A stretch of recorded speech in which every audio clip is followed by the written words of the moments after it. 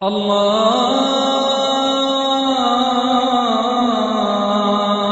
আকবার, আল্লাহু আকবার, আল্লাহু আকবার, আল্লাহু আকবার।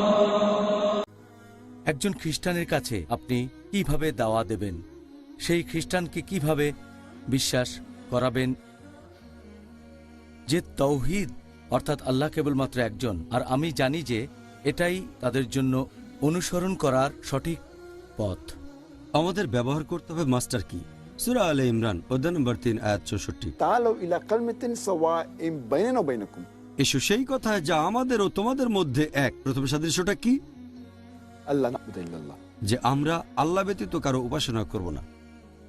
কোনো খ্রিস্টানের সাথে দেখা হলে আমি তাকে বলবো যে ইসলাম হচ্ছে একমাত্র অখ্রিস্টান ধর্ম যেখানে যীশুখ্রিস্ট বা ঈসা আলাইহিস সালামকে নবী বলে আমাদের মানতেই হবে।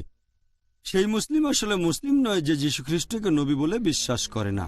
আমরা মানি যীশুখ্রিস্ট বা ঈসা আলাইহিস সালাম আল্লাহ সুবহানাহু ওয়া তাআলা প্রেরিত একজন রাসূল ছিলেন।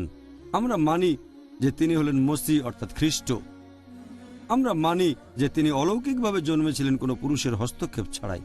আমরা মানি তিনি আল্লাহর নির্দেশে জন্মান্ধ আর কুষ্ঠরোগীদের সুস্থ করেছিলেন। আমরা মানি যে তিনি আল্লাহর নির্দেশে মৃত মানুষকে জীবিত করেছিলেন। মুসলিম আর খ্রিস্টান আমরা এখানে এক।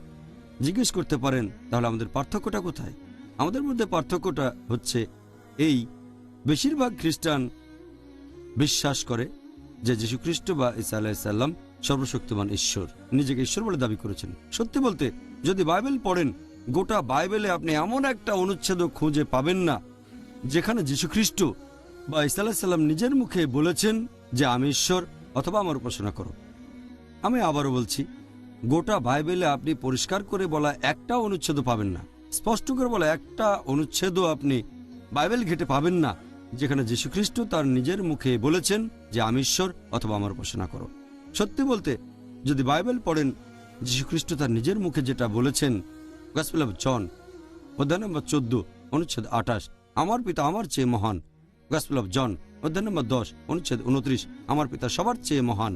গসপেল অফ ম্যাথিউ অধ্যায় নম্বর 12 অনুচ্ছেদ 28, আমি ঈশ্বরের আত্মার সাহায্যে শয়তানকে তাড়িয়ে দিই। গসপেল অফ লুক অধ্যায় নম্বর 11 অনুচ্ছেদ 20, আমি ঈশ্বরের আঙ্গুলের সাহায্যে শয়তানকে তাড়িয়ে দিই। গসপেল অফ জন অধ্যায় নম্বর 5 অনুচ্ছেদ 30, আমি আমার নিজের থেকে কিছু করতে পারি না, আমি যেমন শুনি তেমন বিচার করি, আমার বিচার সঠিক, কারণ আমি নিজের ইচ্ছা পূরণ করি না, আমার পিতার ইচ্ছা পূরণ করি। যদি কেউ বলে নিজের ইচ্ছা পূরণ করি না, ঈশ্বরের ইচ্ছা পূরণ করি, সে একজন মুসলিম। যীশুখ্রিস্ট বা ঈসা আলাইহিস সালাম বাইবেল অনুযায়ী ছিলেন একজন মুসলিম।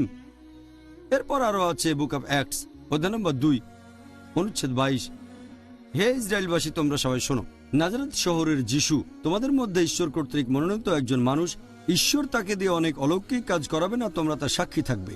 ঈশ্বর কর্তৃক মনোনীত মানুষ, সে অনেক অলৌকিক কাজ করবে, ঈশ্বর তাকে দিয়ে করাবেন, তোমরা তার সাক্ষী থাকবে। একবার যীশুখ্রিস্টকে এটা নিয়ে প্রশ্ন করা হলো, এটা আছে গসপেল অফ মার্ক অধ্যায় নম্বর 12 অনুচ্ছেদ 29, তাকে প্রশ্ন করা হলো যে ঈশ্বরের প্রথম নির্দেশটা কি। যীশুখ্রিস্ট সেই কথাটাই বললেন যেটা বলেছিলেন মুসা আলাইহিস সালাম। এটা আছে বুক অফ ডিউটেরোনমিতে অধ্যায় নম্বর 6 অনুচ্ছেদ 4, তিনি বললেন, শামা ইসরাঈলু আদনাল হিন ওয়া আদনাই খাদ, হে ইসরায়েলবাসী, ঈশ্বর আমাদের প্রভু কেবলমাত্র একজন। ওহ মাশাআল্লাহ, জাযাকাল্লাহ খায়ের, সুন্দর বলে। আল্লাহু আল্লাহু আল্লাহ।